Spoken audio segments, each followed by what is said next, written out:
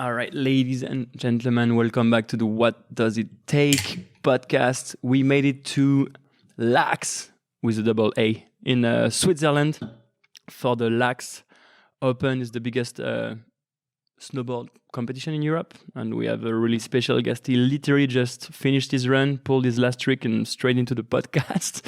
And he has to go back to practice in an hour. And so stoked to have you here, Scotty James. Welcome to What Does It Take? Thank you for having me. I'm stoked to be here, and pretty much finished qualifiers today and came straight down here, and now we get to have a good chat. So I'm pumped. Someone got first today. I did. Very happy to come away qualifying first, and I absolutely love Laax, my favorite competition, or one of my favorite competitions of the year. You won last year, huh? I won last year, and been coming here since I was about 13. And it's just an amazing memory, and lots of good things for me to dwell on from the past. It was absolutely amazing to watch you ride today. We literally just got off the gondola and they called your name, and I was like, "Oh, this is sick!" And then that was your second run too. You're 92 point something like score. Yeah, so I think after the first run it was 90, and then was able to bump it up in the second run and do a 92.25 or something. So very happy. Did you need to do that to like bump it up again from like 90 to 92? It's a rare case here, actually. I mean, we obviously really enjoy riding the half pipe, but this one in particular, there's something about doing our harder tricks that's more enjoyable. The half pipe's very safe. It's awesome pitch, good atmosphere, and it's quite enjoyable to keep pushing yourself. And as you would know, sometimes like it can be a little bit more not enjoyable to push your limits than it is to take a step back and kind of be okay with it. So today took another step forward, and we wanted to make it better than what I did, so it's good. Hell yeah, and like put your confidence high for tomorrow's final. I personally always enjoy semifinals and qualifications more than finals. Like, I don't know, I feel better on my bike. What about you? Yeah, I think there's definitely a different element of competition. It's everyone kind of, they might put their foot down and want to win qualifying, which is kind of what I like to do, because I like to come into the finals in first place.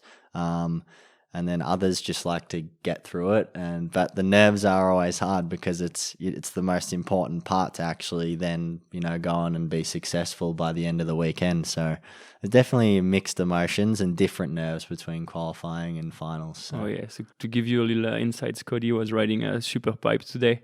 It's a massive like pipe made out of snow. How high are the walls of the? The walls are 22 foot high. The half pipe top to bottom's about 200 meters, 180 meters, 200 meters. And then the pitch, I think it's about 17 and a half, 18 degrees. So like down like that. And then, I mean, the walls are pretty high. So, and then you go another, hopefully 15 to 20 foot above that. So you're pretty up there. The consequences are high, but it's you enjoyable. are definitely up there today, dude. It's funny. We had someone surfing walls of water on the last episode, and you are like pretty much snowboarding walls of ice, and it's pretty crazy. I've seen what the surfers do, and I must admit I think I'm happy with the half pipe walls that I'm riding in comparison to, I would say that's more like looking at the Empire State Building. That is a wave. I know, it's crazy. It's 7 stories. The wave itself was 7 stories. Crazy. It was pretty crazy. Anyways, like feeling good for the contest tomorrow. You have a game plan? Yeah, I feel really good about the competition. Got a run in mind. Fuck yeah, Matthias, killing me. Fuck yeah. The friggin' main guy that can't even get right. Fuck me. Feeling good about the competitions tomorrow? Got a game plan? Yeah, feeling really good about the competition. I got a run in mind that I want to achieve this week, and I'll be pushing my boundary a little bit further.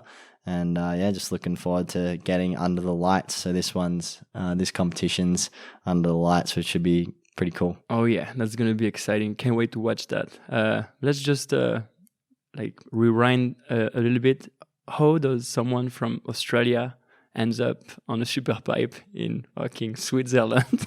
Yeah. What happened there? I mean, when I told my girlfriend I was going to interview a snowboarder from Australia. She didn't even know that there were any mountains in Australia. Like, can you maybe just bring me back a little bit? Like, what brought you to snowboard?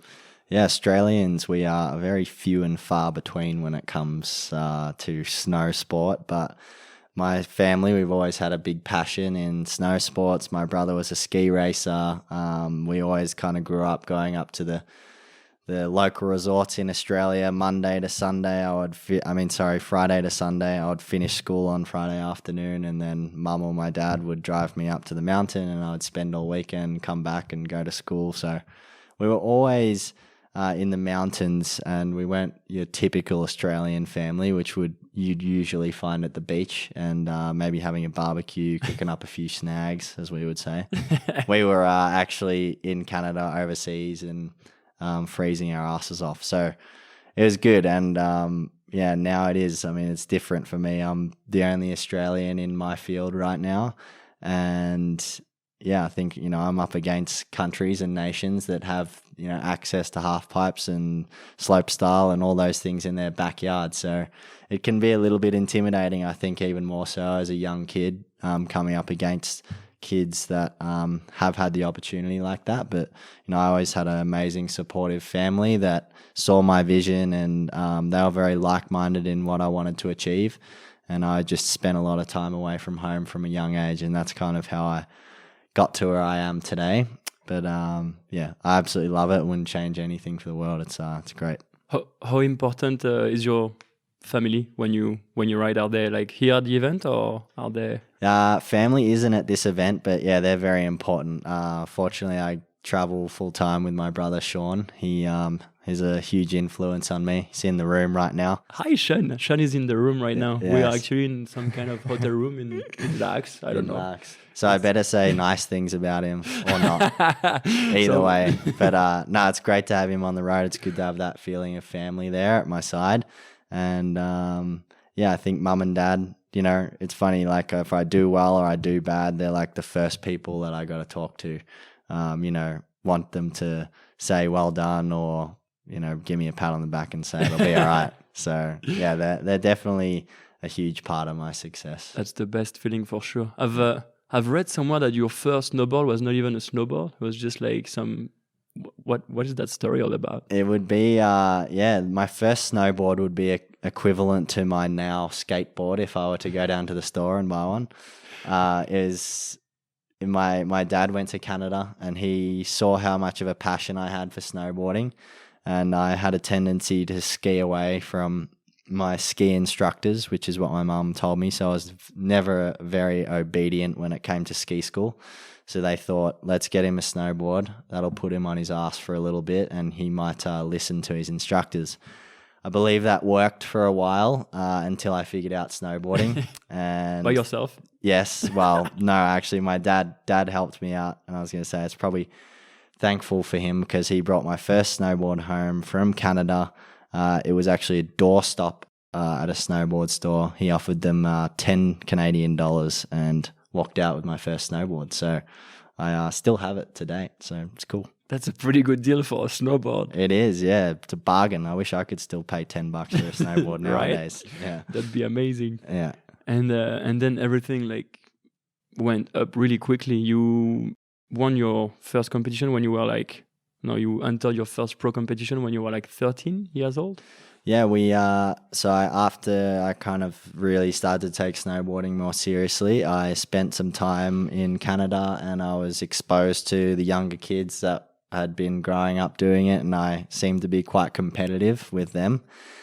And I went away for my first time when I was 13 to internationally for about 6 months with my coach and his sister at the time. She was a professional snowboarder as well.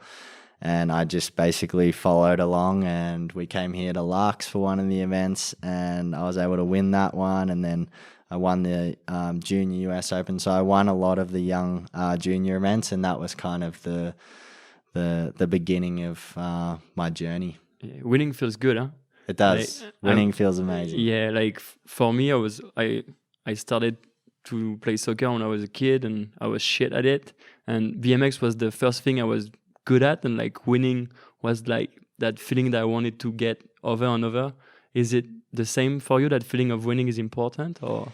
Yeah, I would say so for sure. And I can relate to that a lot. I think a lot of us action sports people and maybe athletes in general is we might not necessarily always fit in that well into normal society things like school. You know, I was consider myself a fantastic student, but if you asked other people, they might say otherwise. But it is. I mean, snowboarding was like kind of my way of feeling like I was being successful, or you know, I felt like I was doing the right thing. So yeah, it was still, even today, that feeling of winning never gets old, and I absolutely love it and I crave it all the time. So it's great. And now you got to represent Australia at major events like the Olympic. You are 25 years old, 25, yeah. And you already like rode 3 Olympic. Yeah, so I've done 3 Olympics now. I did my first one when I was 15 years old in Vancouver. Wait, you did your first Olympic when you were 15? Yes. Like, for the listener, try to remember what the fuck were you doing when you were 15 years old. I don't think you were riding Olympic Games snowboarding. Ninja was playing games and no one thought that was going to go anywhere. And look at him now. He's been very successful playing his games. Exactly. So, dude, so 15 years old, your first Olympic in Vancouver, if I'm right? Yeah, it was 2010 in Vancouver. Yeah, amazing experience. My whole family was there. It was a very like testing run up into that Olympics as an individual. You know, I was going through a lot of growing patterns. You know, I was hitting puberty. I started to care about what everyone thought about me, and being an athlete and a judge sport, as you would know, it's tough already to go up there and show people what you work so hard for. And I was doing that as well as, you know, not wanting to feel expose myself too much in front of, you know, maybe my friends at home, or have people talk about me in the way I didn't want. And that just reflected really badly on, I guess, my snowboarding ability. And once I outgrew that, then yeah, I was able to qualify for the Olympics, and it was a big learning curve in my career, which I still carry with me every day. It was pretty tough, but yeah, ended up making it, so it was cool. For sure. Do you remember what you were feeling on top of that, like, Olympic event when you were 15? Like, what am I doing here? Or more like excitement? Or what was it? Yeah, it was honestly, I can't really remember that well. I think in the moment, I remember standing at the top. I crashed my first run. I had a broken wrist because I broke it in practice, and there was no way I wasn't going to compete, so I had them put plaster on it. And then I saw my family at the bottom. They were in green and gold with Go Scotty signs. I looked at them, and then dropped in, and I was able to get my run done. So very cool memory to reflect on. So sick. You were the youngest male athlete ever to ride the Olympic Games, I think. Yeah, it was some weird statistic or stat like that. I don't know what it is, but I think I was the youngest male Olympian in like 50 years or something crazy. Like that. So yeah, I think I still hold that title. So I still do. I don't know. There's a lot of young kids that are pretty damn good now, so I might not hold on to it for too much longer. But once upon a time, I did. I can say that. Hell yeah! And then there were Sochi, and then Pyeongchang, and you got the bronze medal in Pyeongchang, which is amazing. Can you tell us a little bit about Pyeongchang? I think it was a combination of everything in Pyeongchang. I had a pretty good experience when I was there. Obviously, getting the medal was pretty special. I had some pretty insane competition to go up against the guy that won and the other guy that came second. And most of all, it was just a really good display of half-pipe snowboarding, and I got to show, you know, my country, Australia, as well as everyone around the world, what we work so hard for. And I think that was really cool for us to show that, as well as, I was able to land the run that I wanted to do, which was great, and got to be the flag bearer as well for our Australian team in the opening ceremony. So that was insane. I was actually probably more nervous about that than my event, if I'm honest. Really? Like, So what happens? You have the whole Australian delegation behind you, and you are like carrying the flag? Yes, I had the whole. We'll walk into the opening ceremony, had the whole team behind me, and yeah, it was pretty special. I was nervous because I didn't want to twist the flag. So usually when you walk into the opening ceremony, there's a bit of a breeze and you typically want to wave it because you're all proud and being patriotic. And I started to wave it and it twisted a little bit, and then the wind was actually perfectly coming in my direction, so it just flapped perfectly. So that was nice. Pretty proud. Yeah. Put a 9-club run. Exactly. With the flag. Yep. Exactly. So this good. is amazing. How's the Olympic vibe? Because skateboard is going to be in the Olympic, BMX is going to be in the Olympic, surfing is going to be in the Olympic. I think the IOC is really looking for younger sport. Can you tell me a little bit what's the vibe in an Olympic game compared to a contest like today at the Laax Open? What's the difference? Yeah, I mean, the Olympics is I would say it's a franchise, really. I mean, it's got a lot of different sports. It's sells to a huge audience, and it is. I mean, it's special for us, especially being Australian. It's kind of like one time in 4 years that I get to show Australia. We're trying to get better at it now, but what I do. And I think it's fantastic that the Olympics are taking on board the younger demographic sports, skateboarding, surfing. I mean, that's really the future of action sport. And, it was great to see snowboarding halfpipe go into that. And yeah, I mean, a lot of people have mixed emotions about how the Olympics influences their sport, but I just try and keep a pretty positive head on my shoulders about the whole thing. I mean, it's just more exposure for us to show people what we do. And yeah, I think it's great that they're doing it. I share the same opinion. I feel like a lot of skaters have been really butthurt for skating to be in the Olympic. But I mean, if you are a really core skater, films video, you can still be a core skater on film video while other skaters are going to be in the Olympic. For sure. And I think it is hard because, I mean, snowboarding definitely has that value as well. I mean, snowboarding, didn't necessarily start from being in competitions, and it evolved into that, and then it evolved then to come into bigger competitions and the Olympics, and it's just growing. I mean, that's just how it is for me. That's just how I perceive it, but it doesn't stop anyone else. We're all still snowboarding. We all still out there doing exactly what we want to do and doing it in the way that we want to do it. I don't think it's the right thing necessarily to have an agenda towards a certain discipline or a sport. It's just like, you do you, I'll do me, and we'll just grow it together. Exactly, definitely. Grow the sports together. And I mean, you still ride backcountry, or you still ride with your friend a bunch, I guess. You're not every day on the pipe, no? Yeah, for sure. I mean, nowadays in the half pipe, you got to be in there quite a bit to keep up with everyone. But yeah, it's, last year we went out and filmed for a week and a half in Japan for my web series with Red Bull. And, I definitely try and get out in the elements and still do all those things that I really enjoy. So it's cool. Yep. Let's go to that a little bit, because I think we covered the competition side of you quite good. But today, to be a professional athlete, it takes more than being good at what you do. You need to do stuff outside of your sport just to grow as an athlete and as a brand. And you are really good at doing that on social media. And also you have your own web series online, All Day SJ. Yep. Watched a bunch of it. It's amazing. Yeah. What can you tell me a little bit about this side of being a professional athlete? Yeah, there's a lot more to being an athlete, for sure, that I'm even learning every single day than just going up and winning events. Social media obviously being one of them.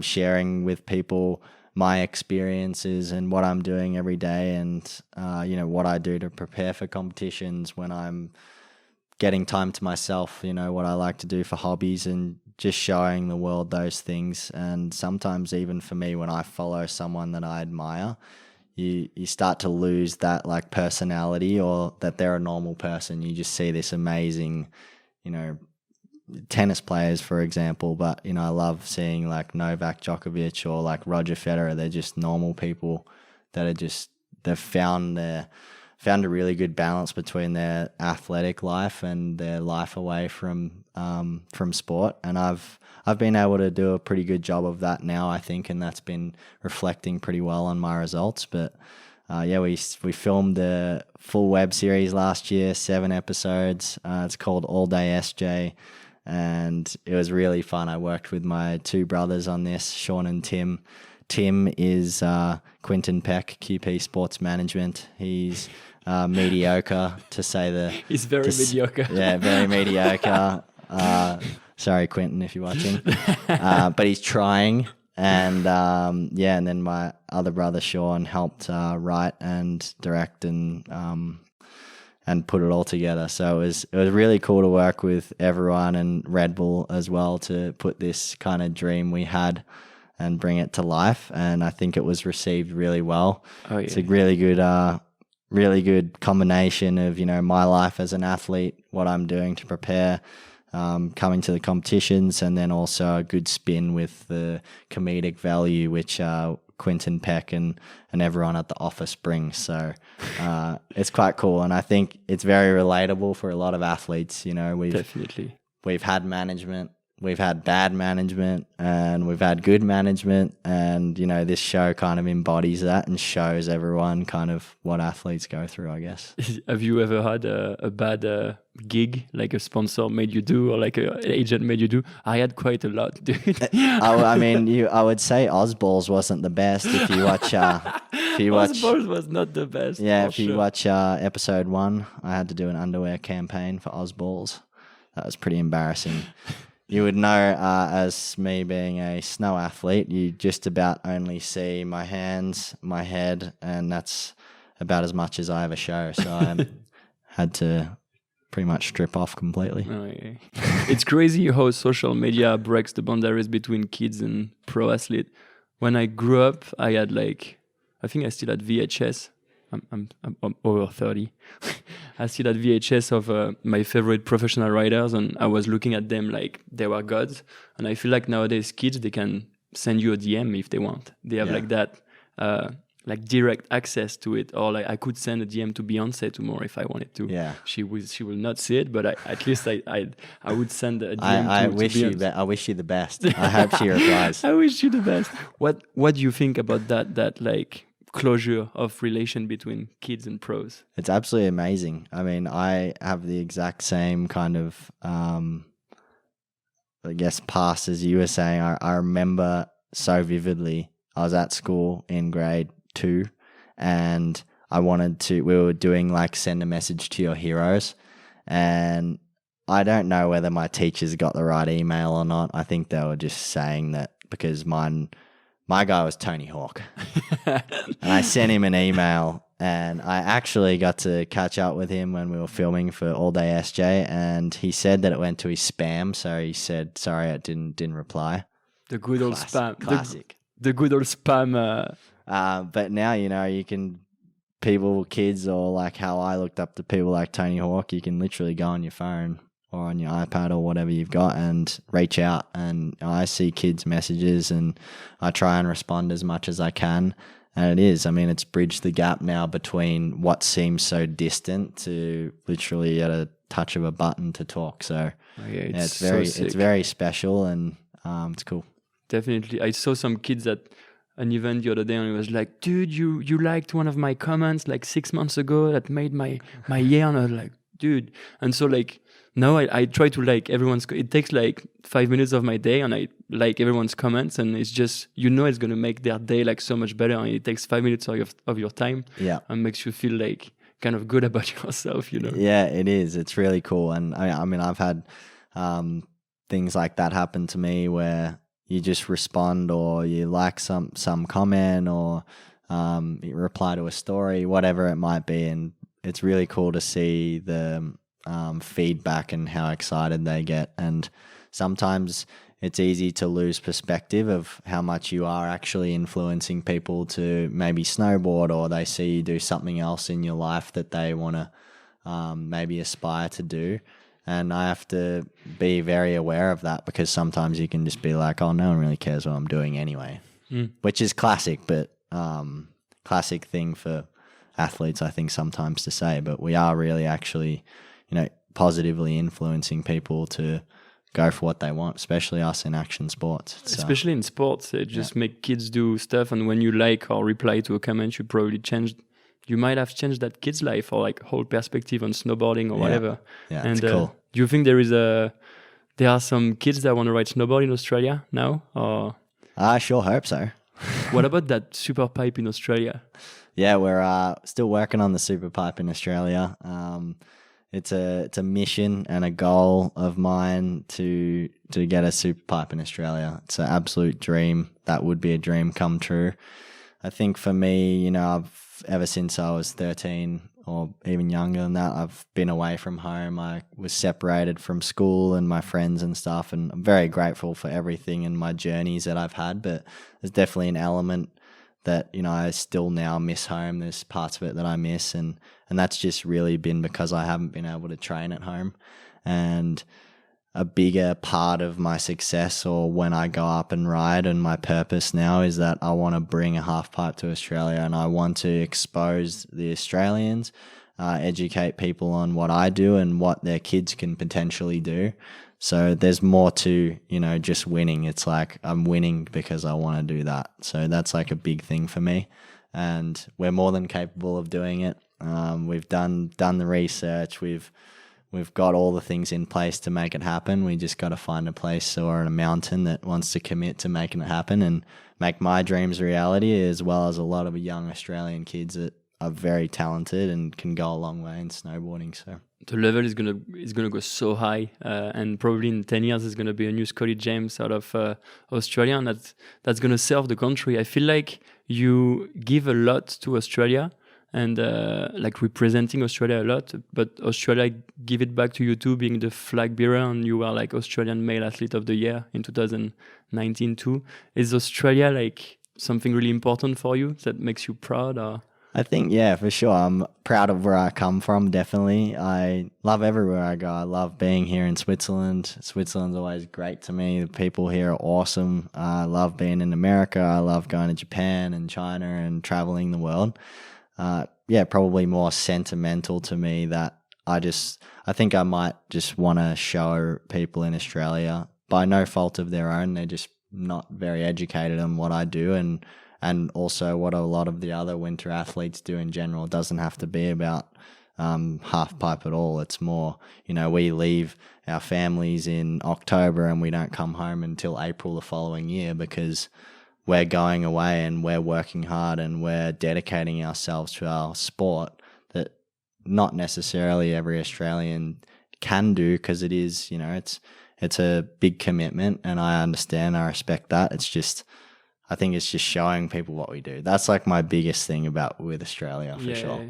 And no, it seems like you care a lot about the country, and it's nice. You did, I think, you did the fundraiser for the massive fire. The fires have been pretty devastating at home, and I started a GoFundMe account and had a goal of 50,000 to raise and distribute between a lot of the fire service in New South Wales and Victoria and anywhere else had been affected, and of course as well for our wildlife. It's been pretty crazy. I think they expected over 1 billion animals to have passed now. It's wiped out a huge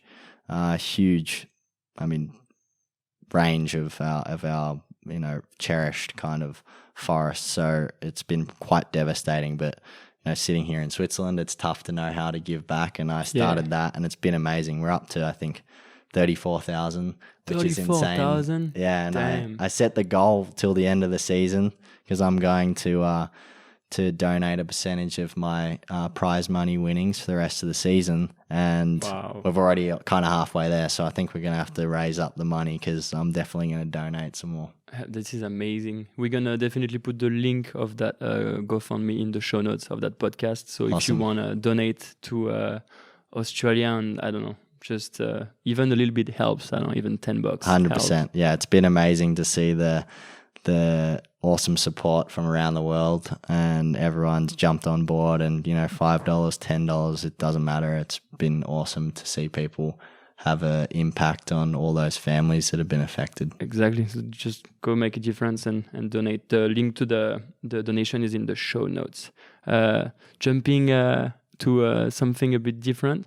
What is Scotty James doing outside of snowboarding? You were telling me a bit about photography right before we started the podcast, so we can maybe talk a bit about that, because I was showing off with my Leica here.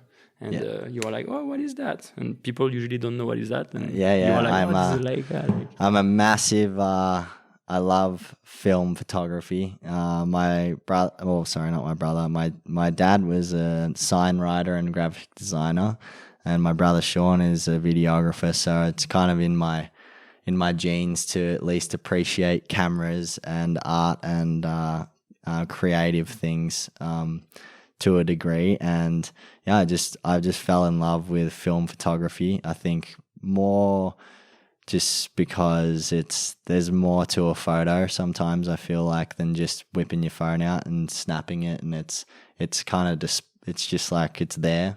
Whereas when you shoot with film, every shot's a bit more meaningful. It's got a bit more thought out, and especially with Leicas, I mean, they're about as manual as they come. So you get to learn about exposure and all those things. And I just really enjoy it. And I've got a good collection now, actually, almost too many. I'm kind of like collecting dust on a lot of them. But I just got a Leica MP and I got this a 35. Is a very good camera. The yes, Leica MP. It is. It's great, That's but sick. it's an investment for sure. It's something I'm going to have forever. What else do you have? It was actually a Christmas present from my girlfriend, so I should give her credit. Yeah. She's a keeper, that one. Yeah, she is.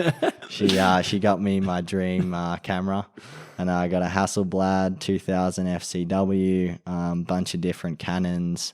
So I just like it. Man, it's. I feel like we live, especially our generation, we live in an era where everything goes so fast and takes millions of photos on our phones every day, and just like doing, I don't know, spend too much time on our phones and just see so many people. And I feel like for me, film photography is a moment where I can just sit back and kind of think about what I want to shoot and find the angle and find the aperture and exposure, and then have the right photo and wait a couple months before you get your film developed. And it's something that, I don't know, it's kind of my meditation.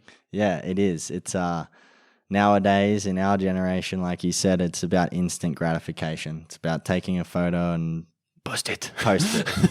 And there's not really much, there's not much thought that goes into it when I do something like that. Whereas when you shooting film, for example, even it reflects to my snowboarding, because we live in a world now that's inside our phones and we don't look up sometimes. And when I have my camera, I can sit there and I can actually look around, and whether I'm at a cafe, and you actually start to take in stuff because maybe you want to take a photo or you don't, but you should live in the real world a bit more. And then you get to see over time, I think the coolest thing is I've taken photos on my film cameras, and a year later, I didn't even know that I hadn't taken the film out of the camera, and I've just kept shooting. So there'll be a photo in there from 12 months ago, and then ones that I'd taken like a couple of days ago.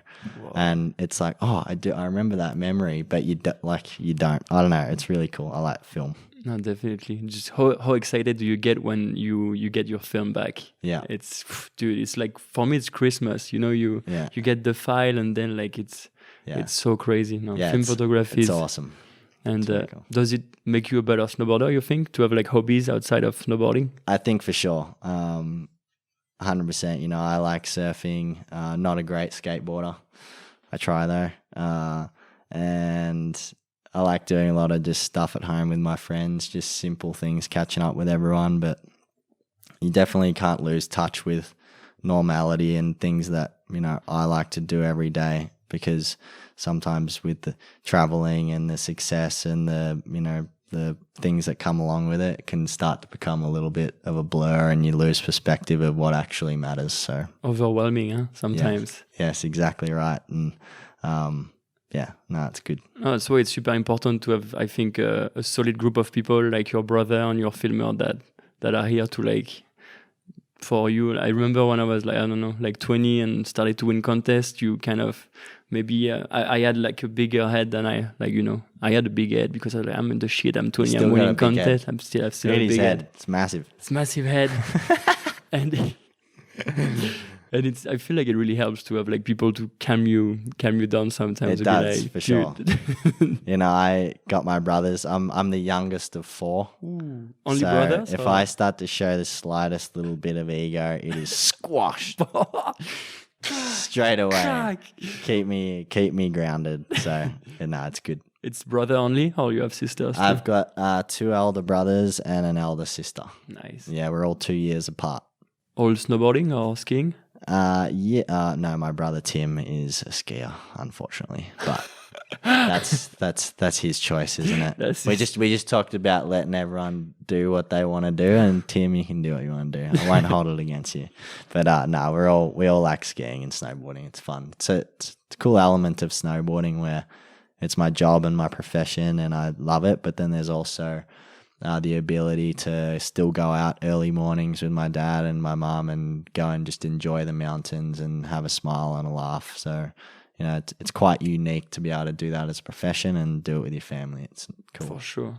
What do you think your parents think about all that? The Scotty James of like the outside world, you know? My parents are very protective, so I'm sure I know for a fact that my mother always messages Sean, because if she messages me and asks what I'm doing, I'll probably be very blunt and be like, we're in Switzerland, whatever. And then Sean has to give her live updates of everything that's happening. But my parents, they're good. They're very understanding. They know how passionate I am about snowboarding and how competitive and how much I love the whole thing. So they just let me do my work, and yeah. That's sick. What do you think you would say to younger Scotty when he was like 13 years old at his first competition? Younger Scotty, 13. I feel like I've kind of always like been pretty true to myself. You know, I wore some like fake bling diamond shoes when I was younger. I was pretty out there kid, like wore cow pants. Like I had my dad go to the fabric store with me, and we made basically a set of snowboarding pants that, because I wanted to stand out. They were cow pants, like they were like obviously fake cow, and then I had like a bright pink pair, bright green. I had cheetah ones, so I was very out there. I would say to 13-year-old Scotty, I would be like, 13-year-old Scotty, tell 25-year-old Scotty to do more on what he's doing than he's doing now. Damn, that's the first time I'm hearing that. Yeah. That was a really great answer. I need a photo of young Scotty with these like cow pants. You gotta send me that. Yeah, it was pretty obnoxious, but I loved it. Yeah. But, that's amazing. I think more so just because we talk about being on our phones and everything, and we can be so dictated by what we see, and we become insecure and worried about what people think of us. And why I think about that is because when I was 13, I hope I could say this, but I didn't give a shit what people thought. I just went out. I loved snowboarding. I did what I wanted to do. And that was my way of me being me. And that's like very important now. I think that people sometimes don't unfortunately do nowadays. Mm-hmm. Just like, again, like that instant gratification that can turn into instant bummer, you know, and people like feel bad about themselves. Yeah. So people just like get off your phone a little bit, go out there and just don't give a shit a little more. And be you. I think Exactly.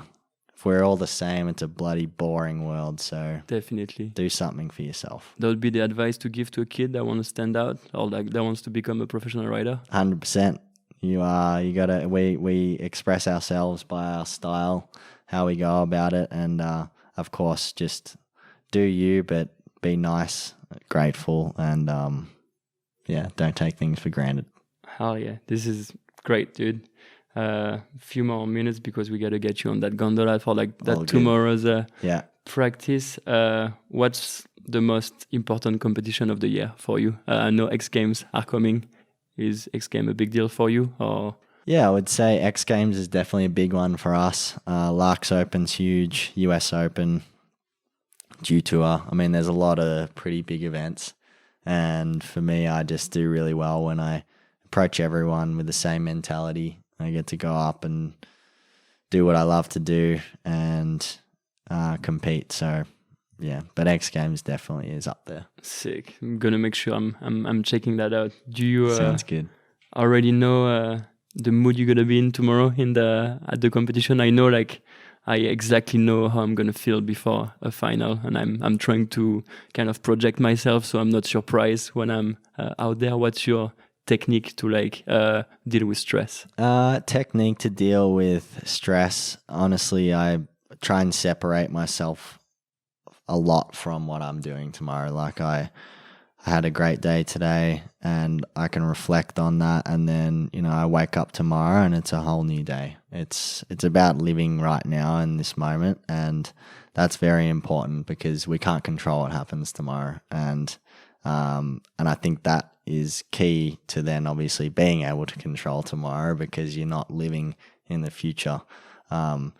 So yeah, I would just pretty much go on with my day. I've got another practice tonight actually under the lights, and yeah, just go up and do what I love to do, and I work so hard for it. I've dedicated a lot of my time, and as well as the rest of my team, so it's an opportunity for us to show the world what we do again, so it's great. Amazing. Dude, anything you want to add or just talk about? Or? No, pretty much covered it, I think. Yeah. You sure looked really confident and looked amazing on the pipe today. So I wish you the best of luck for your event tomorrow. By the time the podcast is going to be released, we're going to know if you did well or not. But I really wish you the best, and best of luck for the remaining of the competition. Thank you so much for taking the time in between two runs to come and to the What Does It Take podcast. You're the fucking man. Hell yeah, man. Thank you. Cheers, guys. Thanks for watching. Scotty James, What Does It Take? See you later.